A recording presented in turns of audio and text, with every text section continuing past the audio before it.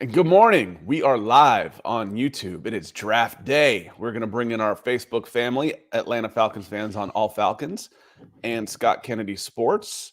That way, we're hitting as many people as we can on draft day, including Nick's Twitter page, so you can follow us on there. And welcome in, everybody. This is the Falcons Podcast. It is draft day. Finally. Comes once a year. Here it is. Some are more exciting than others, depending on the state of your team and the state of what type of draft pick you have. But I think this is a pretty exciting time to be an Atlanta Falcons fan. And Nick, after preaching doom and gloom for the past 18 months or so, we promised that the Falcons 2023 offseason was going to be a lot more fun. And so far it has been. And I'm looking forward to the draft in the top 10 tonight, Nick. I am too. I'm curious to see how it plays out. It seems like there's, little tidbits coming out here and there. It sounds, I think Peter Schrager today said there's a good chance Sam Laporta goes in the first round. Some teams absolutely adore him. Tight ends could be flying off the board. Jamir Gibbs has penciled in with a bunch of the teams in the back end as well. So I'm excited. Top 10 is going to be crazy as well. Seems like even the experts this year don't really have an idea of what's going on. And you got to love the intrigue. I feel like it was like 10, 15 years ago, like the picks were being tipped and everybody's like, okay, we're going to know what it's going to be in the top 10 pretty darn well. There'll be a few surprises here and there, but this year, after the first pick, who the hell knows? And even then, the first pick could still, we feel pretty good about Bryce Young being the number one overall pick to the Carolina Panthers, but that could even change possibly. It's crazy. I feel better about the order of 3 of the top 5 picks in 2024 right now than I do the top 4 or 5 in this draft. I swear to God, next year for sure, Caleb Williams, Marvin Harrison Jr., and Drake May.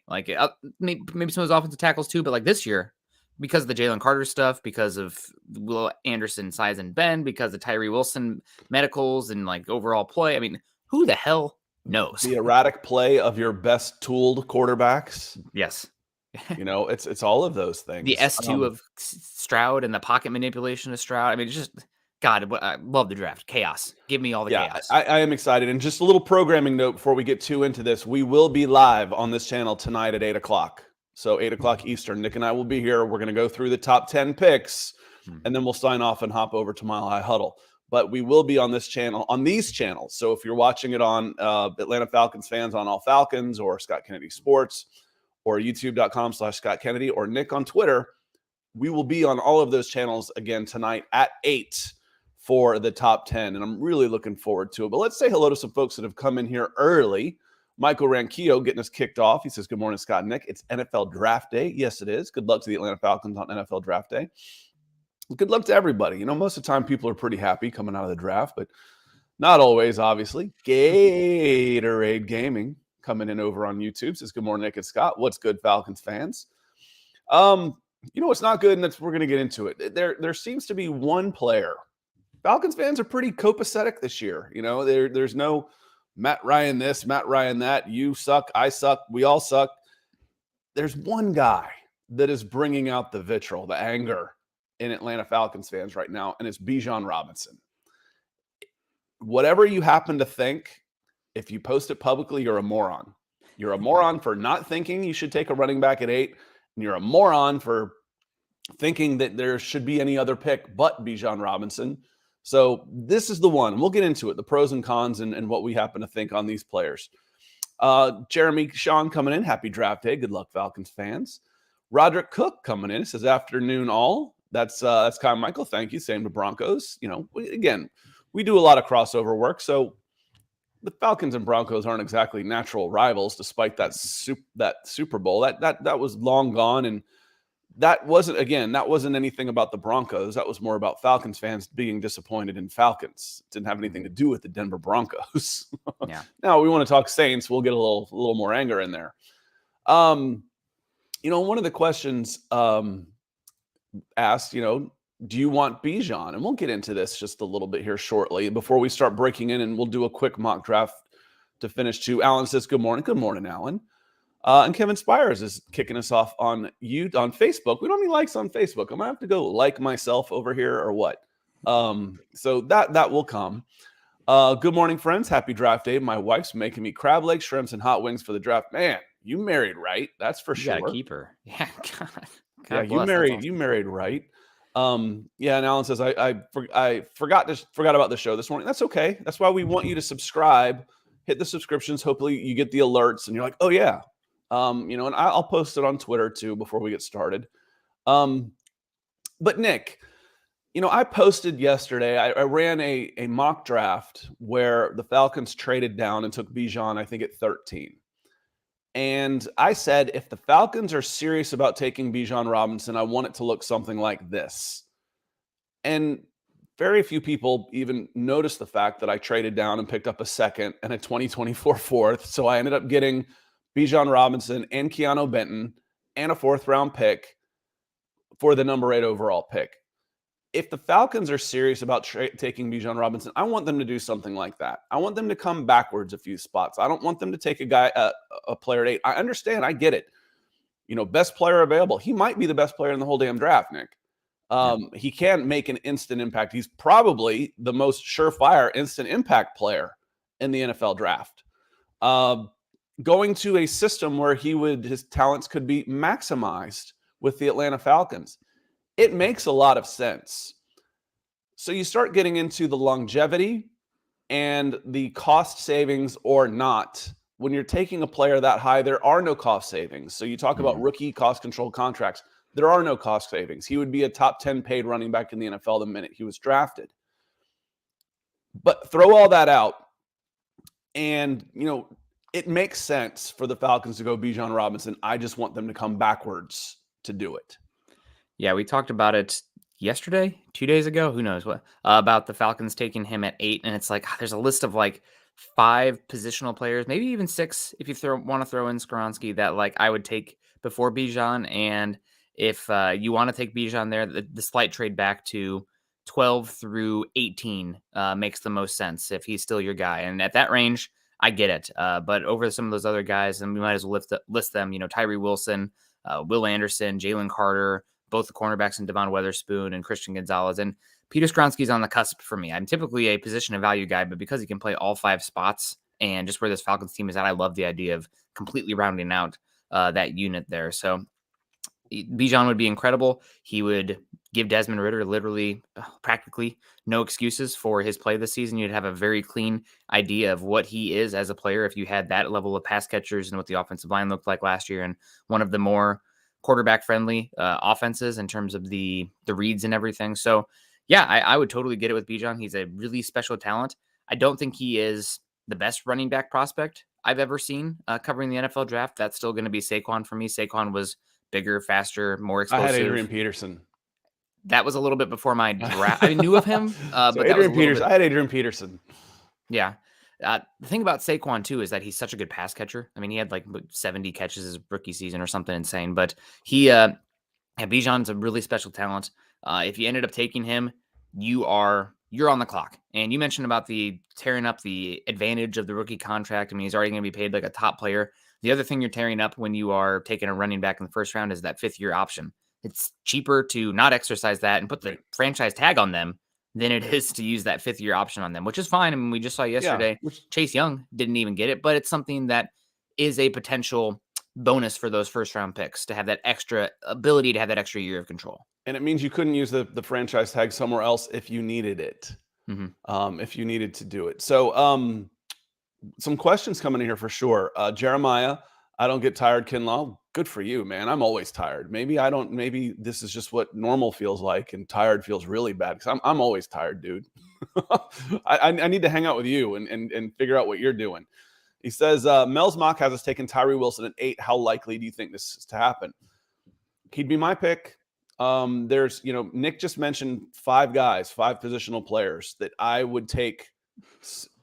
Skoronski. 6? Who's the 6? Because for me, the 5 that I would not move down from if one of them are there are Jalen Carter, Will Anderson, Tyree Wilson, Devon Witherspoon, and Christian Gonzalez. Yeah. I said Skoronski's like on the cusp. Skoronski's, I would move.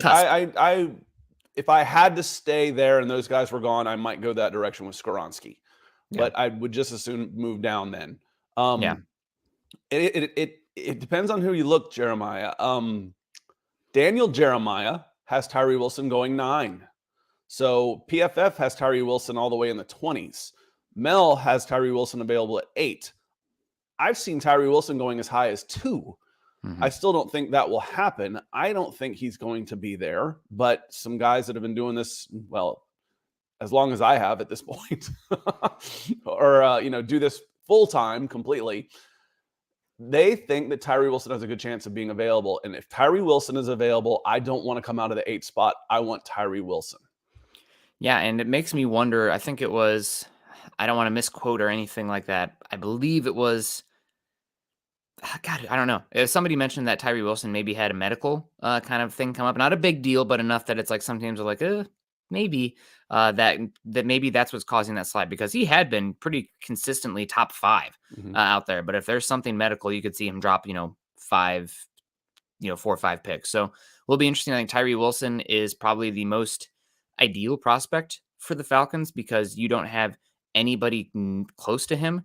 And Ryan Nielsen loves those elephants at edge. I mean, the absolute monsters. I mean, Logan Hall, Marcus Davenport, Cam Jordan. I mean, keep those are going, because there's one that's been tantalized, that's been torturing the Falcons for 15 years, and that's Cam Jordan. Yeah, Cam Jordan is. And Cam Jordan was available when the Falcons traded out of their spot, just the one pick to move up and get Julio Jones. It was like a 22nd or 23rd pick.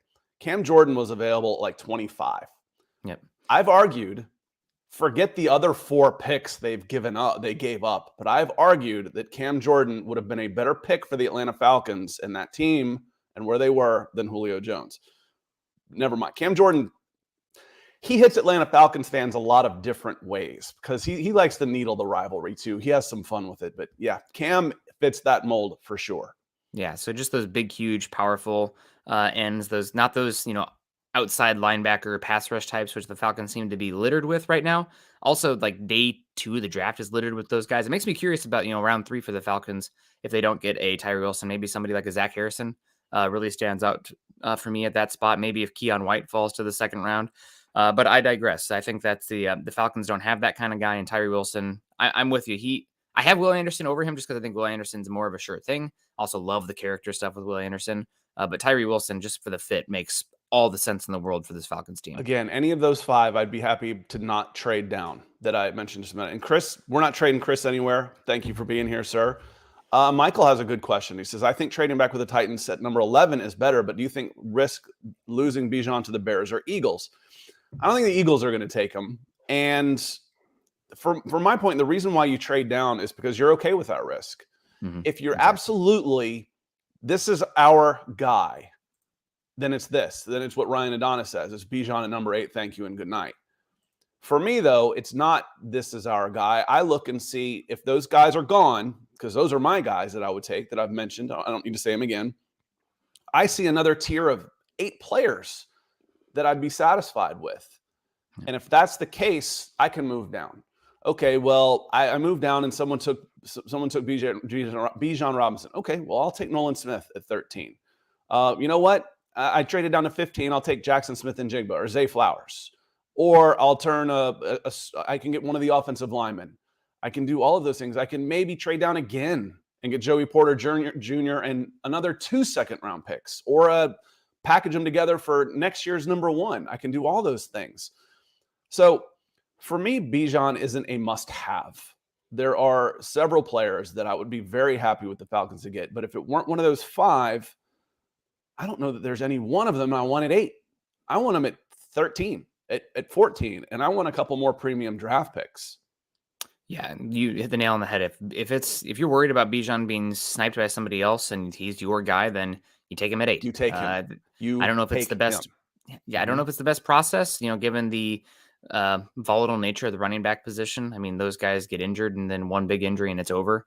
You can say that for any position, but for running back specifically, with how short their shelf life is, how much that those knees matter for that position, would be interesting to sit there and take that guy. I haven't seen one. I was curious when we'd see another running back taken in the top 10, and Bijan is kind of a litmus test there, because you're not going to see many prospects better than him. If he doesn't go in the top 10, I don't know when we're going to see another. It's going to be a long time before one goes again in the top 10. I agree. Because this isn't a top heavy draft, and he is a great running back. Mm-hmm. Okay. Yep. Well, there you go. But again, it's a longevity. Mm-hmm. I get a guard. I can have a guard for a decade and a half if I had a linebacker I could have for 10 years. I could have a wide receiver for 10 years. I get a running back that I use effectively. I might not want to give him a second contract. Yeah. And it's not even that. I know we want to get to Jason, but there's even more factors that I think are worth mentioning. We talk a lot about impact versus scarcity, impacting value, and running back is one where scarcity is not a problem. Right. Every single year, you saw it last year, Tyler Algier in the 5th round. There's a 5th rounder every single draft, 4th rounder every single draft that becomes a very good running back. So that's a big part of it as well. And God, I had one more point, but just the scarcity of the position is lacking. So because of that, you can find guys and you don't have to spend that premium resource on it. And that's the thing. When we start talking supply and demand, the demand is low and the supply is high. So why am I spending high prices? Yeah. Yep. You know, and I thought about last because he is that good. Okay. Yeah. I mean, you know, he's the I wanted to start saying trucks. You know, there's more trucks on the road than anything else in the U.S., but they still get $80,000 for a Ford King Ranch or, you know, a Raptor. But I didn't want that to go over too far over everybody's head when I started talking like Dodge Ram TRX, and it could go, what is that, a Pokemon? What is Gesundheit? Is that a hiking gear? That must be the new Arc'teryx jacket. Well, that TRX will get you up the mountain and back down if you wanted to. So, and I thought of the last point about the running back as well. Teams have gone so far away from the bell cow. I think there was only 3 backs last year that had 1,000 yards or something. It's just become such a committee position that spending that level of premium on a non-impact position that's now become rotational committee is another factor that it's like, okay, well, would you rather have one alpha or two really good B+ backs that complement each other? And what's interesting, Nick, you make a great point, is people talk about an interior defensive lineman in the same manner. Why would you use that? You know, the same people that would want Bijan Robinson, Ryann, Adonis, I'm not talking about you, would say, you no way do you take Jalen Carter. He's only on the field for half the time. There's 80 offensive snaps and you might get 20 touches. You're only going to get your running back a quarter of them. So yeah, Nick says, if Nick can talk Pokemon, Scott can talk trucks. I can talk cars. I'm a big fan of cars and the engineering and stuff behind them. Kevin says 2 B+ backs. You know, my point is the Falcons don't need an elite running back to have an elite running game. Now, I might be selling Tyler Algier short. I think he's pretty darn good. You know, I loved him. But, you know, I can go into next season with Tyler Algier and Kenny McIntosh, with Devon Achane, with Tank Bigsby, you know, with guys that I could draft. Oh, yeah, there's Cordell Patterson there, too, who could get 6 to 8 carries out of the backfield. So lots of things to do. So go get a Power Wagon, Scott. I saw one of those last week. Those aren't something you see very often. The very first Power Wagon I saw, if anybody remembers the old show Simon and Simon, way back when, it was a couple of brothers that were private detectives in the Magnum PI era. They had a Power Wagon, and I always thought that was so cool. And Makey Fumble says, if the corner isn't there, go guard.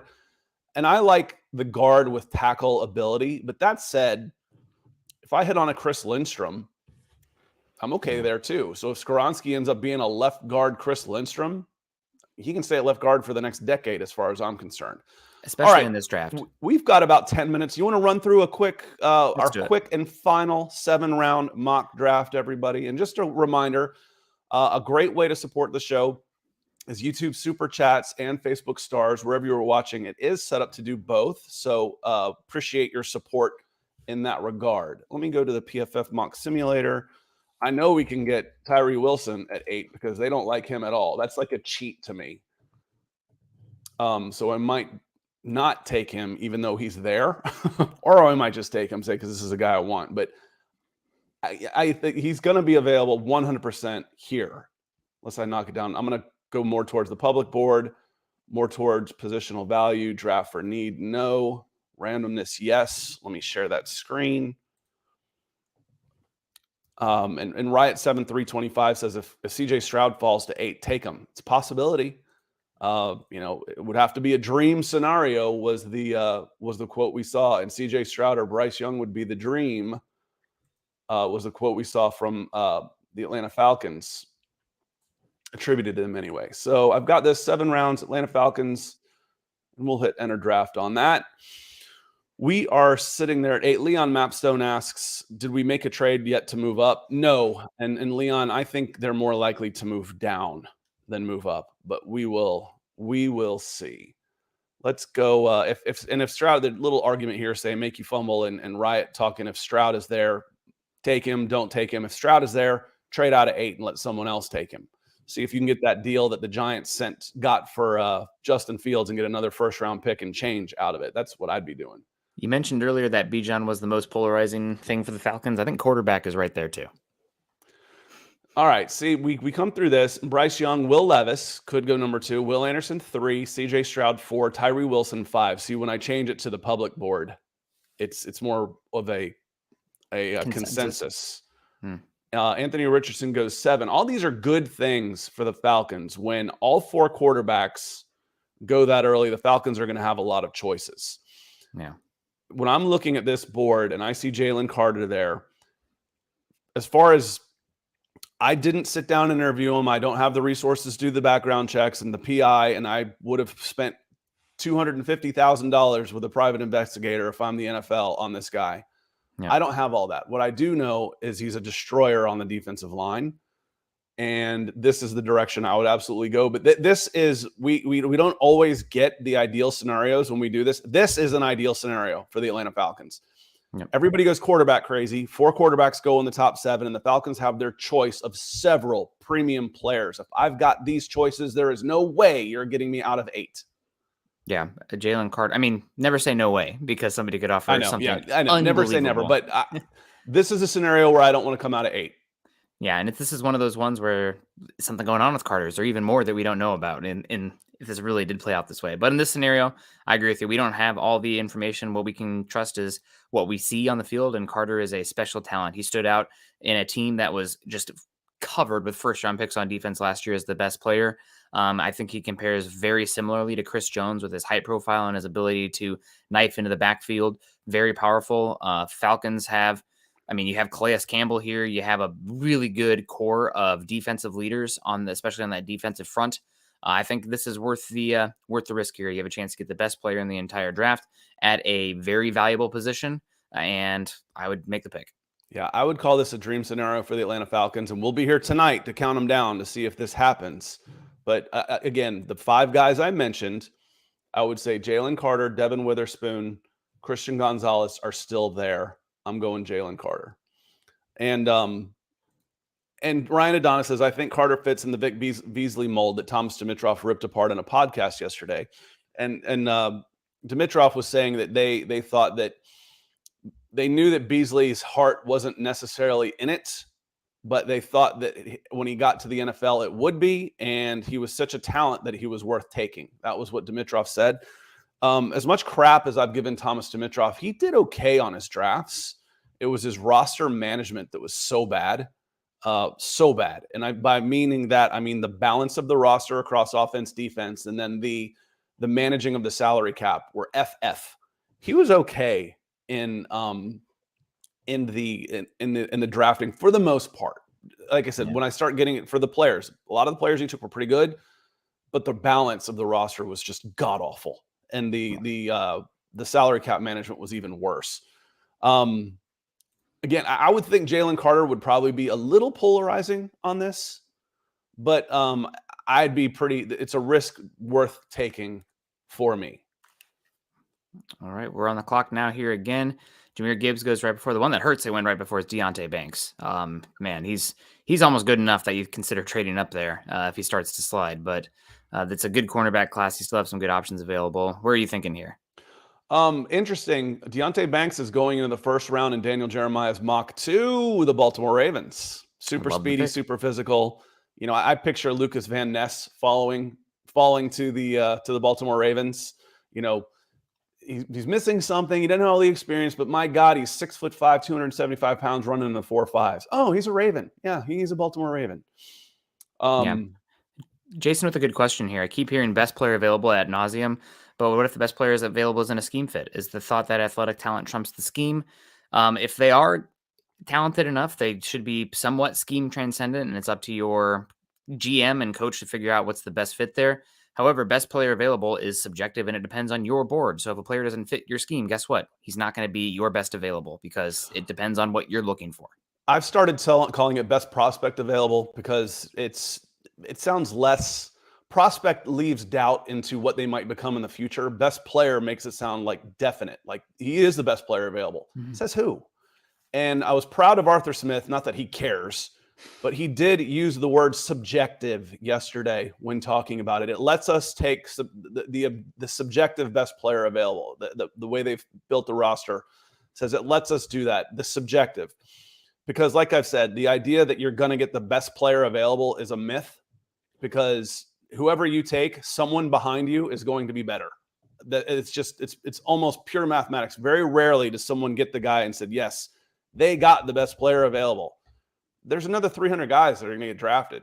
Yeah. Pretty good chance whoever you take at 44 isn't going to be the best of those next 200 players that are going to be on the board. So it is, again, and what Nick said was at the level of we're talking about in the top 10, scheme shouldn't matter. It shouldn't matter. It's an athlete's game, and 6'5", 290, 300 pounds of Jalen Carter plays in any scheme. The wide receiver plays in any scheme. A good corner, any scheme. A good quarterback, any scheme. It doesn't matter. So at that level, scheme doesn't really matter. And one more thing before we move on, and we'll go through this. A general manager isn't worried as much about schemes because schemes change constantly. Your offensive coordinators and defensive coordinators are rotating out every 2 years. And if you're an Atlanta Falcons fan, you're lucky to see a head coach for 4 years.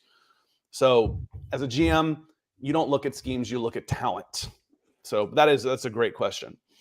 Where am I thinking here? I'm thinking plug and play left guard and Steve Avila is what I'm looking at. I could also be real happy with Sam Laporta as another tight end. I could put a lot of heat. I could put a lot of heat on Drew Dahlman right there with John Michael Schmitz too.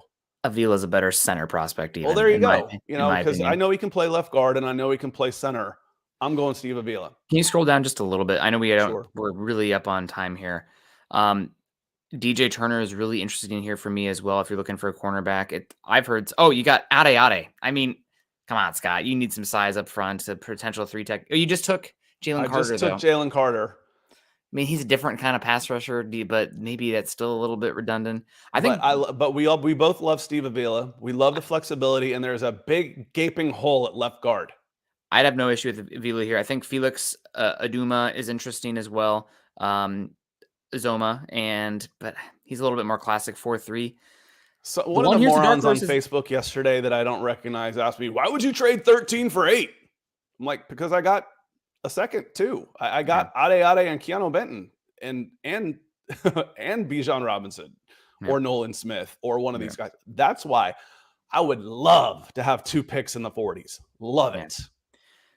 I think we can go with Steve Avila here, but I will say that I think DJ Turner is extremely interesting.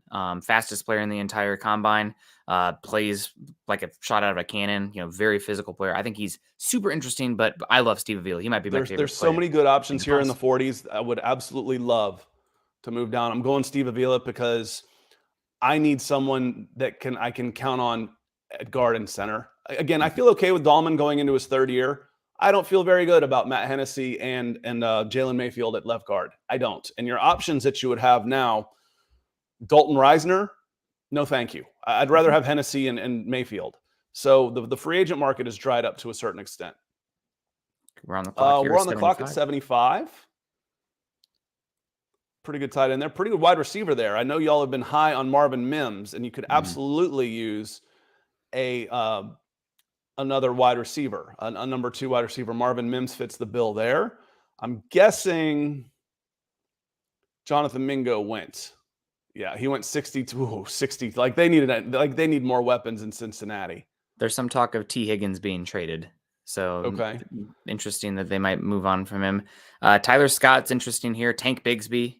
You want a running back? Well, he's a really interesting one as well. I like my running back at 110, 113. You can. Yep. I don't think Bigsby'd be there. And I know it sounds like a lot of people really like him. I think right now the guys who stand out for me are Mims and Tucker Kraft. I mean, you're looking for a wide receiver. I think this is a good spot for it. I saw Tyler Scott was available a little bit later on as well.